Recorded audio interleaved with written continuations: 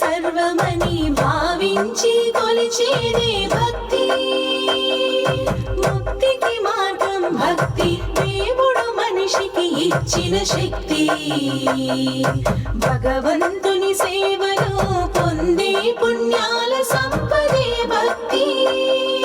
పరమాత్ముని చేరే ఆధ్యాత్మిక సన్మార్గమే భక్తి. తనువు మనసు ఒకటై మొలకెత్తెను భక్తి. సగమ గమ పని సని స పని మమ గమని పమ గమ మగ పాప పమని నీని పగాని స. భక్త్యా మామభిజానాతి యావాన్యశ్చాస్మి తత్వతః. తతో మాం తత్వతో జ్ఞాత్వా విశదే తదనంతరం.